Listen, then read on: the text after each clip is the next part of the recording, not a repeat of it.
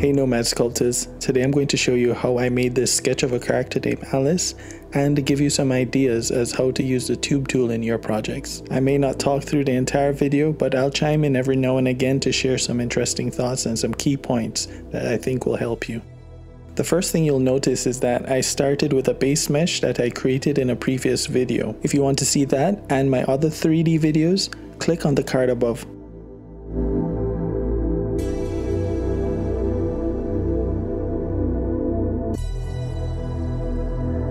This base mesh allows me to quickly shape the main features of my character, moving them around independently, and then once I'm satisfied, I can merge them later. This is based on how they create 3D characters for production. They don't always start from a basic shape and sculpt all the way up. They start with a base mesh, and then they continue to add new details and modify it for every character. However, if you're a new sculptor, it is still important for you to practice your anatomy, and a good way to do that is to start from the basics, using basic shapes and then building it up from there.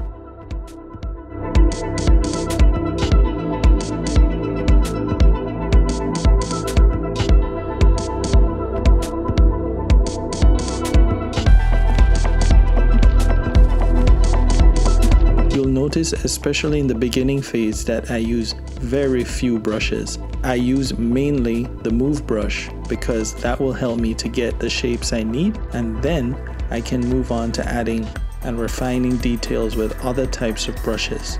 Don't be anxious to use every kind of brush and also add too many details too quickly. Take your time and enjoy sculpting, no rush, and then once you're happy, then you can merge all the shapes if you're doing it the way I'm doing it.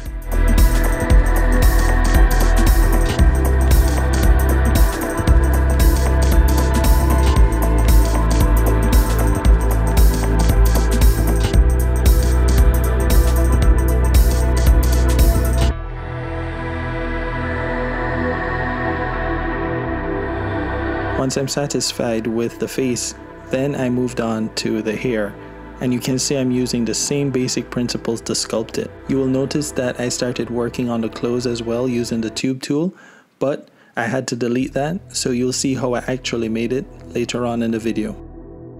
At this point, you can see me implementing the use of the tube tool.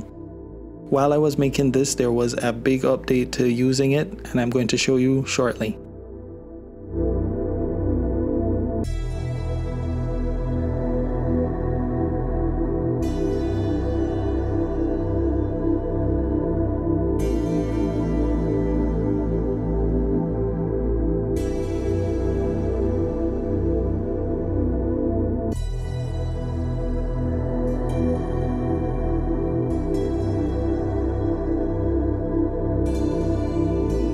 For this video, I wasn't planning on explaining every detail about the tube tool, but I wanted to inspire you to see how you can use it for your personal projects. Here you can see me using it to make a highly editable loop that I duplicated over and over again to start getting the look and the texture of the curling hair.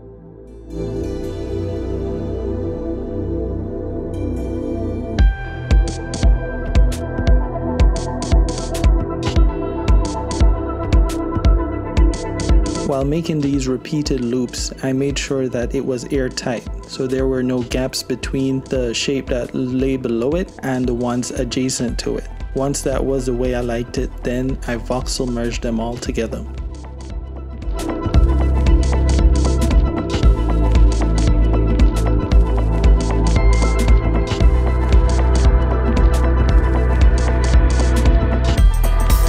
Then I just continued sculpting the hair. To get those sharp edges, I use a crease brush.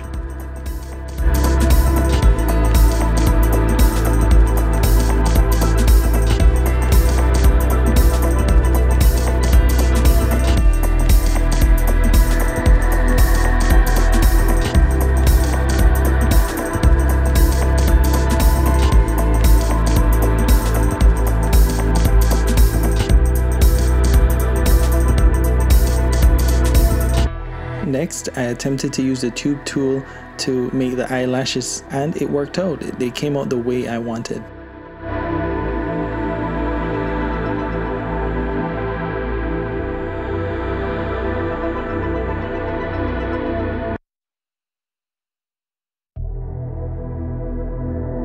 Here again you can see another application of the tube tool. It quickly allowed me to shape the collar of her jacket. And after validating, I was able to use the trim tool to cut out the front. Then I just continued shaping it with the move brush. I'm not sure this is the best way, but it got me to where I wanted to go. I did the same thing with other parts of her jacket, but maybe in the future I'll find a better way and then apply it.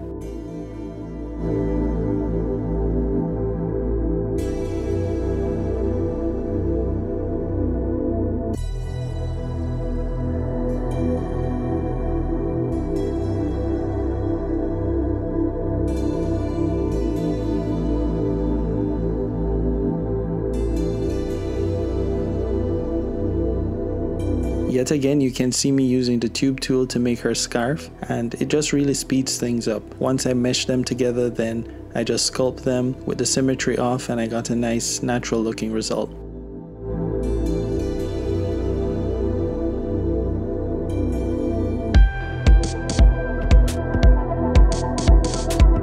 I decided to record a short segment of me using the tube tool and all the updates that came out, but I took so long to make this video that there's even more updates and more flexibility in using it.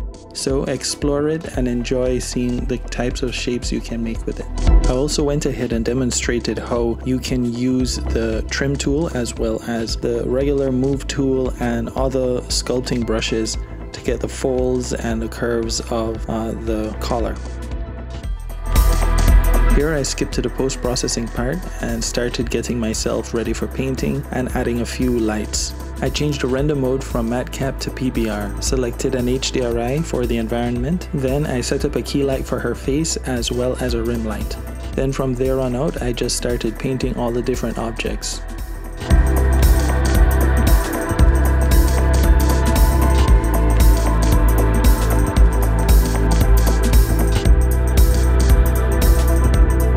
As I painted, I made sure to separate things on different layers so that if I changed my mind, it was easy for me to adjust. And as you can see, I really did change my mind.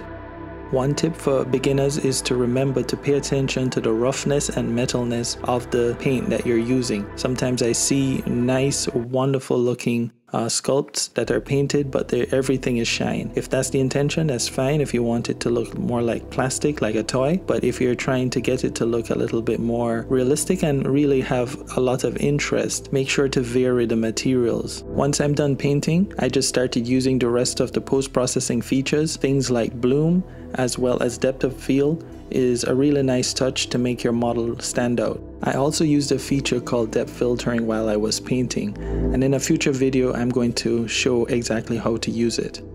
So that's it. That's how I made this character called Alice using Nomad Sculpt. And while this was a quick demo, I hope that it inspired you to keep on exploring this wonderful program and maybe come up with your own original art. Thank you so much for watching, and I will see you in the next video.